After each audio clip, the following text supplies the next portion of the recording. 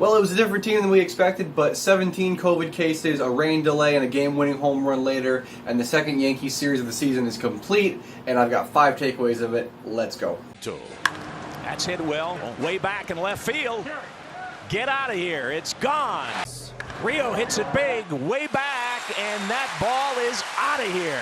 5, and I like to start off with the bad ones so we can end the video on a happy note, because I'm just a happy guy. Speaking of Happ, he's number 5. Jay Happ, not great in his first performance. He looked awesome in camp, in summer camp. He looked awesome in spring training before COVID happened. He can't beat the Orioles, it seems.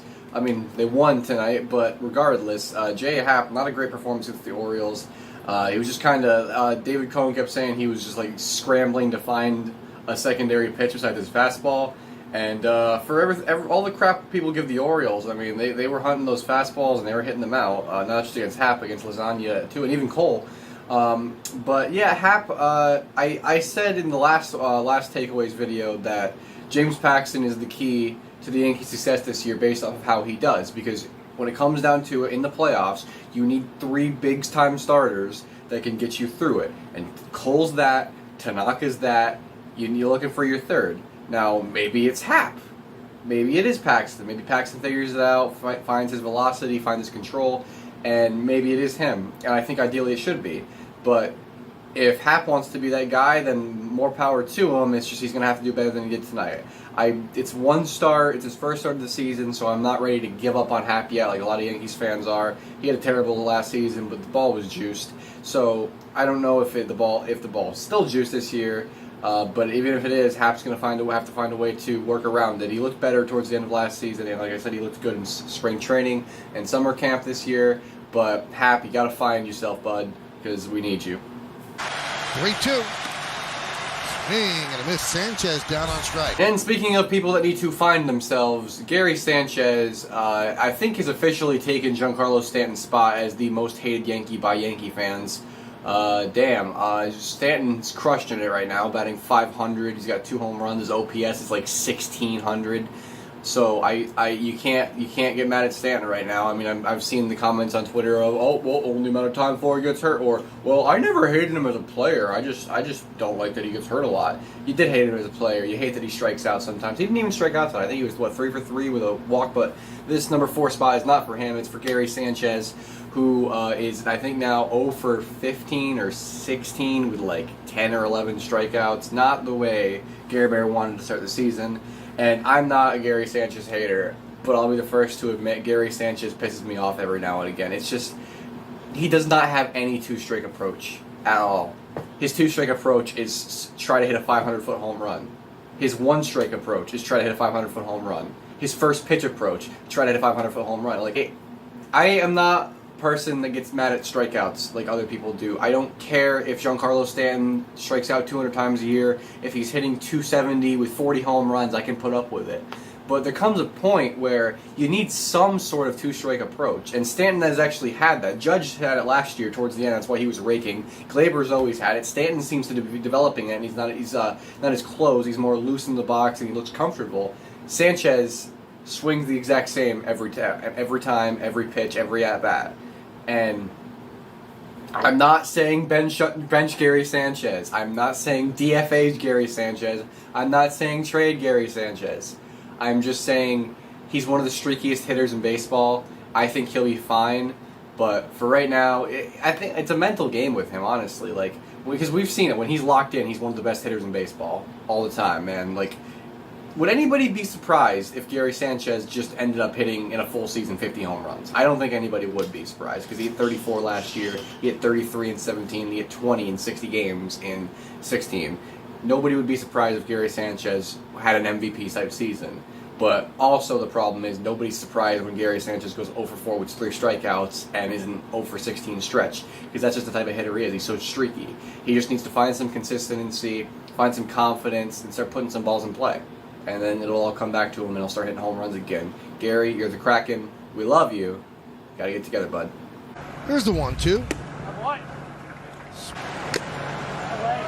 That one tipped into the glove. Kind of trying to rebuild a bit.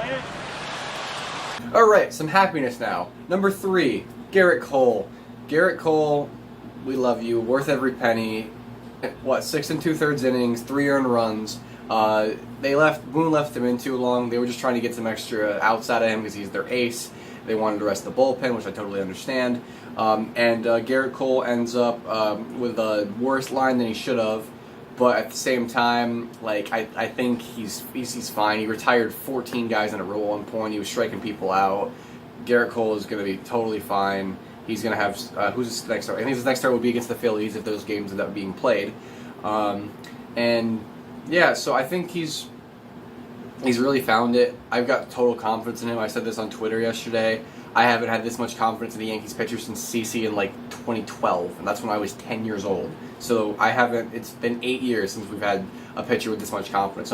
No offense to Tanaka, no offense to Sevi, no offense to like Hiroki Kuroda when he was here, but Gerrit Cole is the guy that I have the most confidence in. Obviously, he is their ace, and they're paying him $36 million a year prorated to be that ace, and he's lived up to it, and he puts that pressure on himself, which I like. He really wants to be that great pitcher.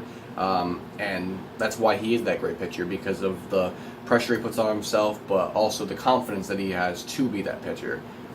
Pitch on.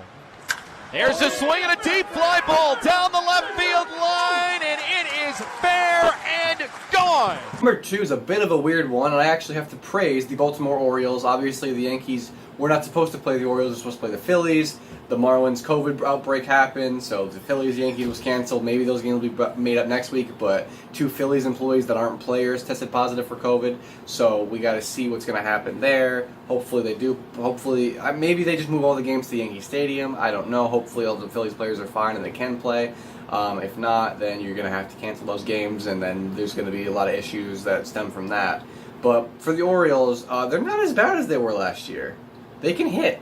Like, their pitching is still terrible. Their bullpen, they have some nice bullpen arms in Richard Blear, Michael Givens, and Miguel Castro. But other than that, their bullpen's kind of lacking. Cole Schluel or something like that. He had a really weird name, but he's the guy that let out the homer to Judge and couldn't close out the game. Their pitching, outside of John Means, they don't have any starters. But their offense, they got some guys. Hanser Alberto is a contact first, a guy that can absolutely rake. Look at his BABIP numbers, look at his batting average numbers.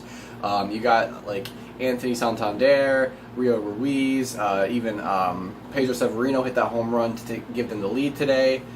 So the Orioles are not as abysmal as they were last year, which is not to say that they're good, because they are still very bad, and I fully expect the Yankees to win every game against them this year. It's just this. I felt different about tonight than I have about any Yankees-Orioles game last year, because last year they were winning every game 11-3, and this one they won 8-6, which they were down to their last 2 outs. So Orioles, congratulations for putting up a fight. Up to bat.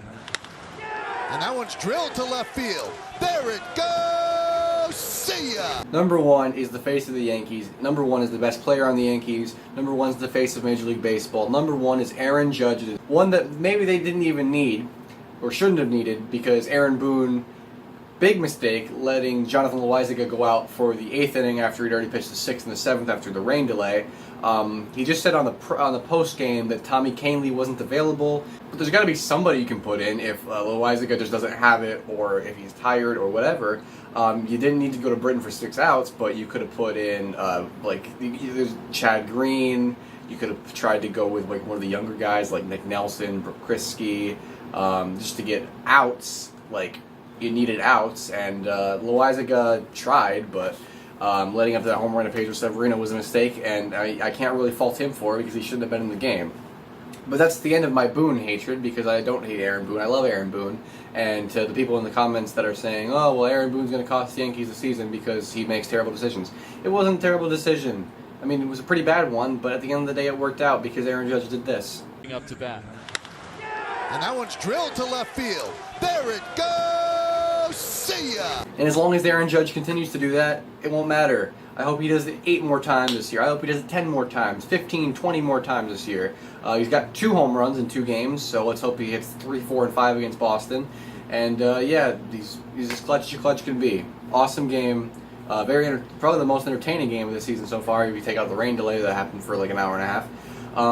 But yeah, those are the 5 takeaways from the Orioles series. Yankees with a 2-game sweep. I think they have, 21 in a row against the Orioles now, or like they've won a lot of games against the Orioles in a row. I think they were 19 games in a row against the Orioles. That is crazy. That is absolutely insane. Camden Yards might as well be Yankee Stadium. I would love it if when the playoffs come, if the Yankees could just play their home games at Camden Yards. That'd be awesome because they'd just win. But that'll do it for this video. We'll have 5 takeaways from the Red Sox series, hopefully on either Sunday night or Monday morning, depending on how those games go. If there's a COVID outbreak during that series, God forbid, there won't be. If the Yankees have to change opponents again, there won't be. I planned on the 4-game Phillies series happening, and that obviously didn't happen. Instead, this Orioles series happened. So let's see, maybe the Yankees will make up the games against the Phillies next week, and then there'll be a breakdown for that. But for this series, the number one thought, just that the Yankees are going to always beat the Orioles. Now they don't have much. They're better than they were last year, as I said earlier, but I mean, it's going to be a rough few years for the Orioles. I don't know where Trey Mancini's at. He's probably their best player. Is he still on the team? Have they traded him yet? If not, then John Means is pretty much all I got, and a few decent bullpen arms.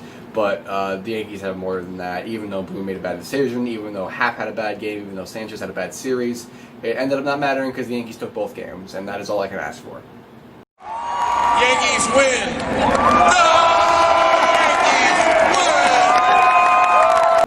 Thank you, Mr. Sterling, and if you guys like this video, please give it a thumbs up, please comment, please share, please subscribe to the channel for more Yankees 5 takeaways. Like I said, there will be another one up after the Red Sox series, hopefully another 3-game sweep there. And for now, until then, wash your hands, stay safe, and the unbreakable Cade LeDuc. We'll see you next time. Come on, baby! Give me a little kiss, mother!